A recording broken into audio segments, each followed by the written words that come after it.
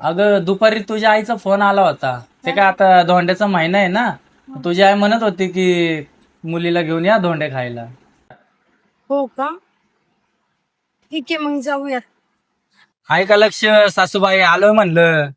या की जा बापू, तुमचीच वाट बघत होते. या या या. कस काय आजी, बरं आहे का? बरं आहे की बाबा, चांगले तब्येत बरी आहे ना? चांगली. राधिका जरा इकडे ये गा.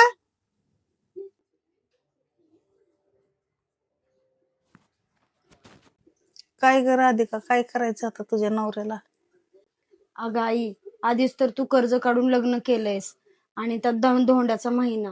अगं तसं नसतंय, रीती रिवाज असतो, ते करावंच लागतं. नाहीतर लोक नावं ठेवत्यात, भाऊकी नावं ठेवती, शेजारी पाजारी नावं ठेवत्यात.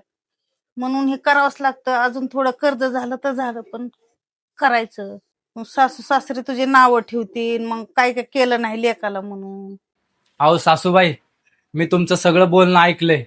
तुम्ही काही टेन्शन घेऊ नका आणि काय धोंड्या बिंड्याचं तसलं काही डोक्यात घेऊ नका. तुम्ही मला काय नाही दिलं ना तरी चालन.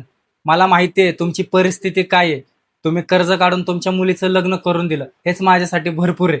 आणि आम्ही एवढी बी माणुसकी अजून सोडलेली नाही की समोरच्याची ऐपत नसताना आपण रुसून बसायचं धोंड्यासाठी. तर तसं काय काळजी करू नका आणि माझ्या आई वडिलांना कसं समजवायचं ते मी बघतो. तुम्ही काही टेन्शन घेऊ नका. तुम्ही एवढं प्रेमाने आम्हाला इथं बोलवलं, जेवण बनवलं एवढं प्रेमाने, आम्ही 2 घास प्रेमाने खाईन आणि आम्ही जातो. आणि राहिलं समाजाचा, शेजाऱ्या पाजाऱ्यांचा विचार, तर त्यांचं टेन्शन तुम्ही अजिबात घेऊ नका. कर्ज काढल्यावर शेजारी पाजारी फेडायला येणार नाहीयेत, त्याचं तुमचं तुम्हाला फेडावं लागणार आहे. त्यामुळे राहू द्या. एकतर तुम्हाला कोणाचा आधार नाही. अहो तुमच्यासारखं जावाय जर सगळ्याला मिळलं, समजून घेणार आहे, तर सगळ्याचे संसार सुखात होता. आणि तुम्ही मला समजून घेतलं हीच मोठं का. अहो तुम्हाला मुलगा नाही ना, मी पण तुमच्या मुलासारखाच आहे. फक्त तुमचा आशीर्वाद आमच्यावर राहू द्या. काय आशीर्वाद तर आहेच, पण वाटतं ना.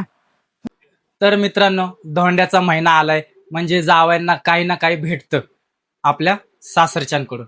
पण मी काय म्हणतो, जर एखाद्याची ऐपत असेल देण्याची तर तुम्ही अवश्य घ्या.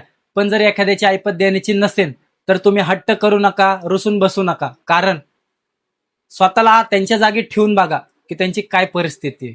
तुम्हाला काय वाटतं कमेंटमध्ये नक्की सांगा.